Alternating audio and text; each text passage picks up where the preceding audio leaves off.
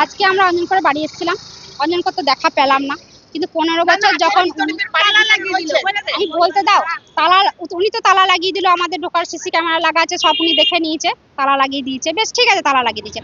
15 বছর যখন অঞ্জন করে এই ওয়ার্ডে ছিল, তখন তো তার বাড়ি এসে তখন তো কই তালা লাগাইনি, আজ কেন তালা লাগাইছে?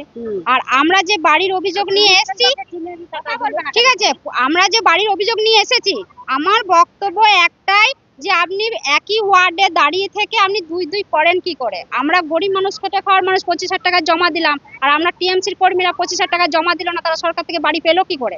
তারা একতলা থেকে তারা দুতলা করেছে, যারা সার্ভিস করেছে তারাও করেছে, যারা সার্ভিস করে তারাও দুতলা বাড়ি করেছে।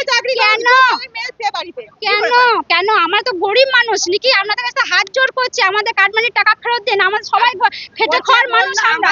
কেন যাদের বাড়ি নেই তাদের করছে, এবার আমাদেরকে যে আজকে বলছে বেশ ঠিক আছে, ওনারা গিয়েছিল আগে, ওদিকে বলছে আইন আছে, তাহলে আর বাকি মানুষের আইনটা কই? আর বাকি মানুষের আইনটা কই? আমি এটা শুভেন্দু অধিকারী স্যারের কাছে আমি জানাইতে চাই। আমার গরিব মানুষ যদি বিজেপি প্রার্থী আছে, তাহলে আমি গরিব মানুষের জন্যই আমি প্রতিবাদ করতে চাই যে কেন এটা গরিব মানুষের প্রতিতে অত্যাচার, কেন তারা লোন করে ধার করে যে কোনো লোকের কোনো বাসনে তারা টাকা দিয়েছে, আজও তারা লোন বলছে, কেন করবে এটা? কেন কেন আমাদেরকে দিয়েছে সরকার আমাদেরকে, তাহলে তার সাথে আমরা 25,000 টাকা কেন জমা দিতে যাব? তার সত্ত্বেও বাড়ি থেকে আমরা খরচা করেছি, বালি করবে টাকা দাও, বাংকার করবে টাকা দাও, টাকা দাও, সব টাকা নিয়েছে, আমার এখানেই বাসিন্দা, আমাদের যে সরকারি বাড়ি যারা পেয়েছে আবাস যোজনার বাড়ি, তো অনেকের কাছে টাকা 25,000 টাকা নেওয়া হয়েছে, অনেকের কাছে নেওয়া হয়নি। আমাদের এইটাই দাবি যে এক জায়গায় দুই দুই নিয়ম কি করে হয়? যারা সরকারি চাকরি করে তারা একতলার উপরে দোতলা বাড়ি পেয়েছে, অথচ তারা টাকা দেয়নি, কিন্তু যারা বাসন মেজে খায় তাদের কাছে 25,000 টাকা করে নেওয়া হচ্ছে। তো কেন এটা হবে? দুই দুই কেন হবে?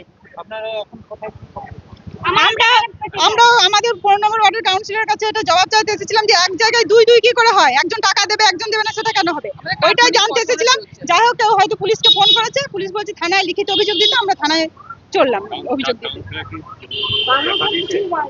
কাউন্সিলর তালা লাগিয়ে ঢুকে পড়েছে, এখন আমরা থানায় যাবো, লিখিত দেবো। আমার নাম মৌমা, আমাদের এই 15 নম্বর ওয়ার্ডে বাড়ি।